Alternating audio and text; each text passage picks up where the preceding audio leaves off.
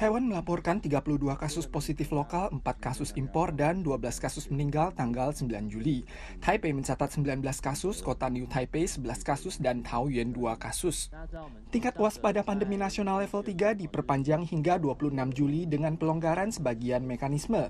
Misalnya pembukaan secara bersyarat terhadap area terbuka seperti taman nasional, taman hiburan, kebun rekreasi, lapangan olahraga sekolah, dan kursus mengemudi. Serta sarana dalam ruangan seperti galeri lukisan, museum, bioskop, arena pertunjukan tanpa penonton, pusat kebudayaan.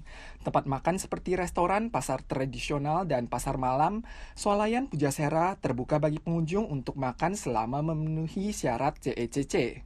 Pelonggaran juga diterapkan pada grup wisata domestik dengan anggota 9 orang ke bawah serta kru syuting. 这9人呢，包含随团的服务人员在每一次的行程开始之前，当然要备妥酒精、口罩等供旅客来备用。那更重要，在行程的安排之中，相关的交通工具或餐饮都是采用梅花座。Namun ada beberapa sarana yang tetap harus ditutup seiring perpanjangan waspada pandemi level 3. Misalnya lokasi hiburan seperti karaoke, diskotik, pub, bar, MTV, KTV, salon, sauna, dan kolam pancing udang. Universitas komunitas, pusat pembinaan manula, perpustakaan, arena pertandingan, dan kolam renang juga akan terus ditutup. CCC menekankan peraturan baru ini akan mulai berlaku tanggal 13 Juli dini hari.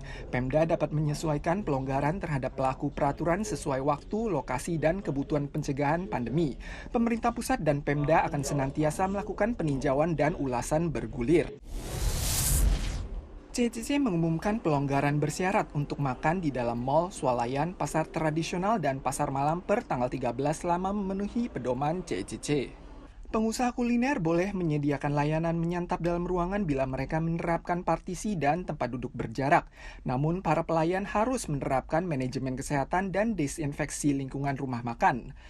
Makan malam bersama juga harus disesuaikan menjadi menu perorangan atau pembagian sayur. Sedangkan untuk prasmanan, sayur akan disuguhkan oleh pelayan dan jarak antar meja makan harus mencapai 1,5 meter.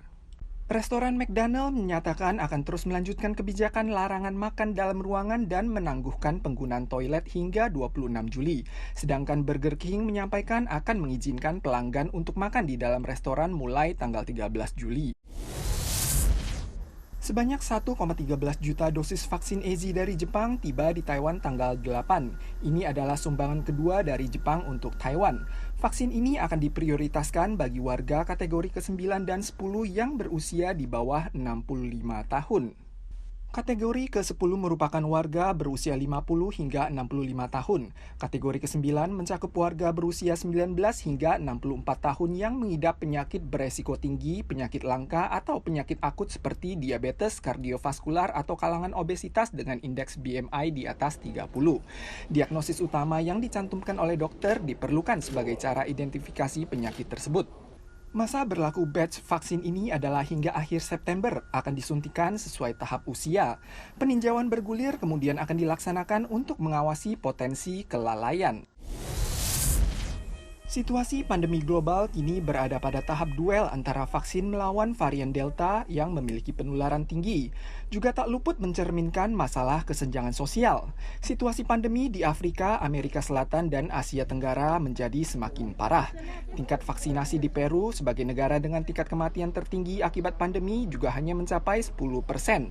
Hanya ada sekitar 2.600-an ranjang perawatan intensif bagi 32 juta warga di sana, dan seorang staf medis rata-rata harus merawat belasan pasien akut. Krisis kekurangan tabung oksigen dialami oleh Indonesia. Akhir pekan lalu setidaknya 33 pasien akut meninggal di sebuah rumah sakit yang kehabisan tabung oksigen. Sementara jumlah pasien meninggal telah mendobrak 60.000 kasus. Jumlah kasus meninggal mancanegara telah menembus 4 juta jiwa. WHO menekankan dunia berada pada masa kritis. Pencabutan lockdown terlalu dini memiliki resiko dan menyerukan agar vaksin dapat didistribusikan secara merata. Untuk mencapai imunisasi global diperlukan sebanyak 11 miliar dosis.